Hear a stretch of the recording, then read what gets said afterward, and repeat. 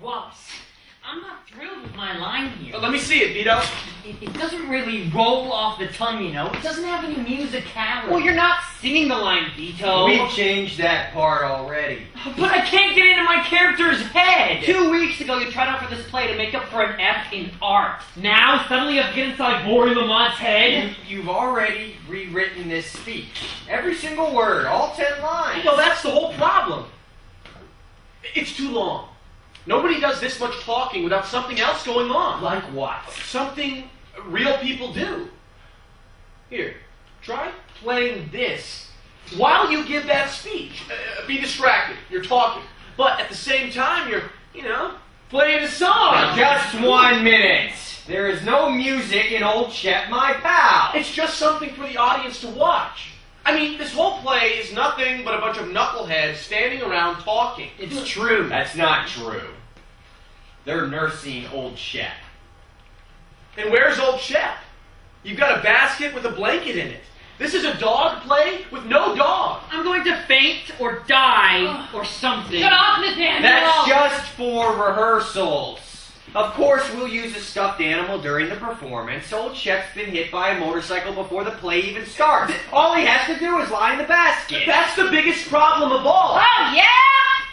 Tell us, Mr. Expert. Let's hear what kind of writing talent a person gets from diving on a football. No, let's hear it, since you know better than the whole drama club, better than our director, who had a play produced in New York, and better than Zach Paris himself, who only wrote a classic and never fell on a football. Yes! I'm sorry. Oh, I mean, I'm not sorry, but I'm sorry for yelling. Rachel's right. This is none of my business. Wallace, don't go. We need your help. What were you going to tell us about the play? I've had a very long afternoon. Can I please just go now? I promise I won't go anywhere near football practice. But you were going to tell us about problems. The biggest one of all, you said. Tell us, Wallace. All right. Let's hear it.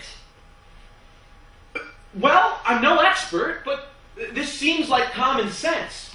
In the story Old Chet, My Pal, the most exciting event is when the dog gets run over by the motorcycle. And you've taken that part out before the play even starts. Which means nobody gets to see any action, ever. This is a school play, Wallace. What do you want me to do? Buy a $30,000 Harley? Hire a stuntman to ride it, along with a professional stunt dog and a trainer. Where do I send away for that, Hollywood? But it could be so awesome! Since when do you care? I mean, I just think it could be really cool. It doesn't have to be a real motorcycle. My mom has an old moped that she'd probably let us use. It doesn't matter! We don't have the resources to hire a trained dog or to train one of our own. Let's get real here, people! And do what we can do! Mr. Fogelman, what about one of those remote control cars? Now, if we attach the toy dog on top, one of the stagehands can work the remote, and the audience will see Old Shep running out into the middle of the road. I can work the remote from off stage. It's brilliant! And we can glue Old Shep so you'll never see the car underneath. Perfect! And then he runs out on the road and bam! Gets hit by the moped. I'd love to drive that moped. Oh,